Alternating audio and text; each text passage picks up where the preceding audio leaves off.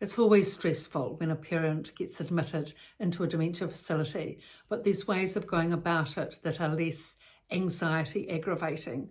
It really is best to be pragmatic rather than emotional, because anxious emotions can just freeze you over.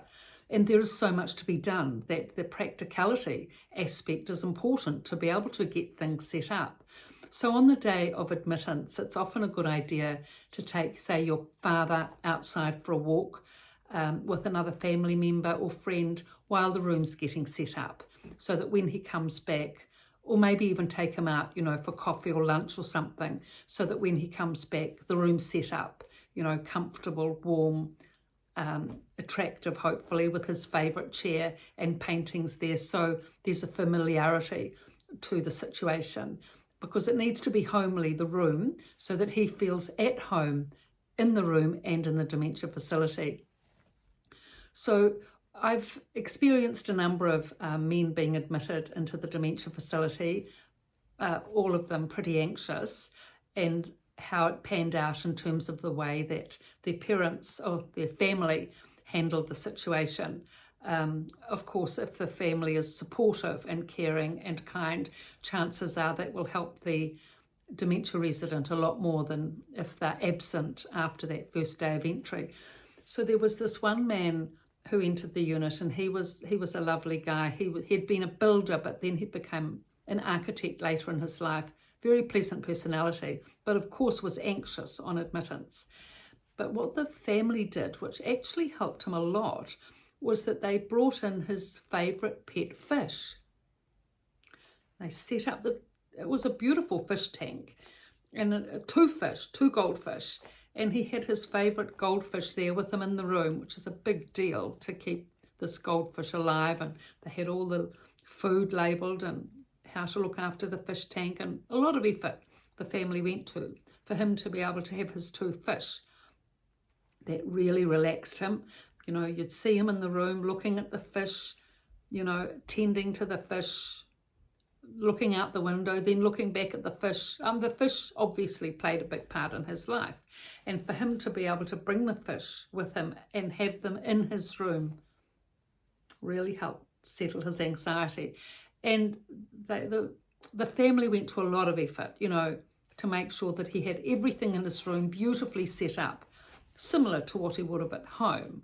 He had a lovely wardrobe, really comfortable, warm clothes, good quality shoes, lovely big mirror so that he could see himself in the morning, a clock with big, large letters on it in terms of day, date, time. They'd really thought of everything, pretty much, that family. Lovely big books of all his architectural work, beautiful big pictures on the wall, photographs of some of his famous buildings that he'd worked on here in Christchurch. It was a lovely setup. Beautiful view out onto the courtyard, where all the flowers and camellias and everything were doing their thing. So he was anxious on admittance, but his anxiety settled quite quickly. He had Parkinson's. He was quite disabled. His walking wasn't good, but he had a lovely personality, very pleasant, and he had a lovely demeanour. And really, it only took 1 or 2 weeks, and he was settled in, and the anxiety pretty much, dissipated because he was supported. He had a comfortable room, and he had obvious resilience and strength of character as well that he was able to draw on, which of course makes a huge difference.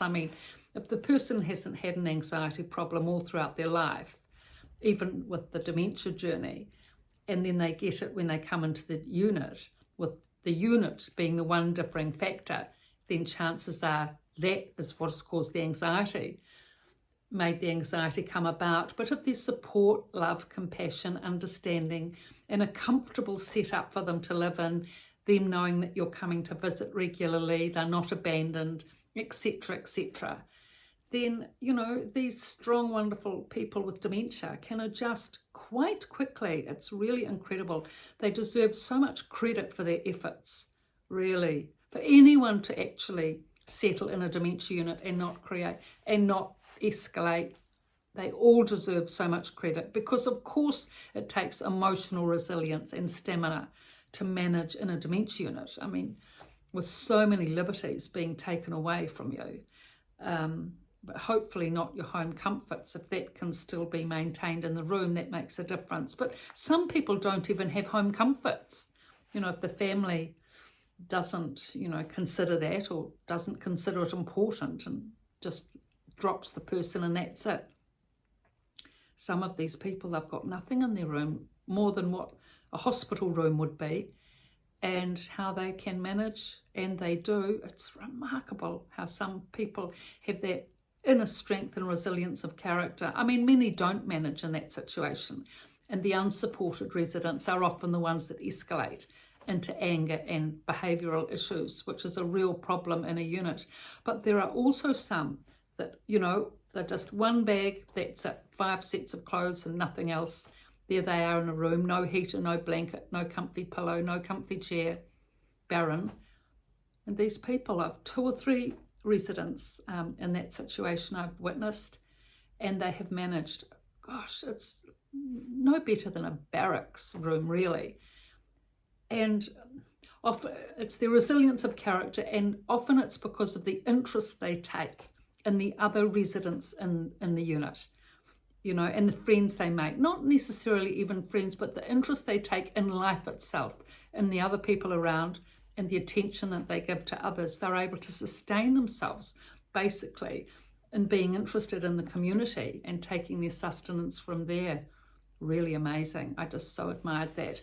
Now, the other way, another example of an anxious man that came into the unit, different situation. He was tall. He was a former artist, and tall, slim, partly supportive family, I'd say. They didn't really set the room up very well. 1 or 2 pictures, that was it. He could have, he actually framed artwork, so he could have had some beautiful pieces in there. No doubt he had many at his home. So it was a shame they didn't bring that in, for him to feel at home in his environment.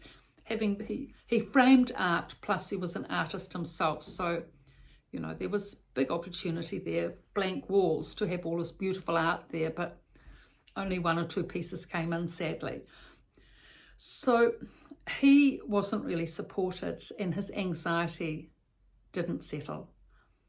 He manifested his anxiety by shadowing other residents all throughout the day in the unit, particularly one man.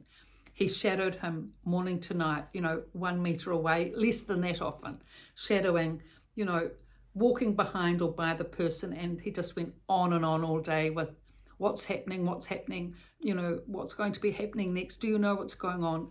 Yeah, both to staff, this particular resident he was trailing, and other residents, on and on all week.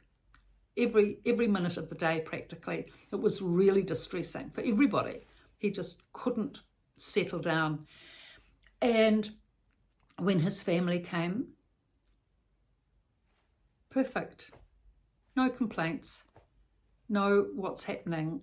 It was as if he had adjusted well in the place. So they didn't realise the distress that he was giving to everyone throughout the week, but no doubt they'd been informed. So this is an example of needing to take note of what the nursing staff tell you about your family member in the facility. Your family member can often be completely different to you when you visit compared to how they are for the rest of the week, often distressed all week, and then when you come in, right as rain. Now, if that man had had a whiteboard with activities coming up, if he'd been alerted to the activities diary going on by the family, so the family can write up and say, visits will be Wednesday and Friday, 10 o'clock, we'll be there, we'll be coming to visit you, day out on Saturday, or whatever the trips are. He can be directed to that whiteboard. These are the activities that are coming up. This is what's happening. And that will reduce his stress, for the week, because then the nurses, the staff and others can direct him to the whiteboard when he comes up with this mantra of, what's happening. So there's ways of de-escalating, but the family has to be tuned in as to what's happening to be able to address those. It's so important. So I've written the 2 books, The Resident's Voice and The Resident's Rise. Thank you for your like.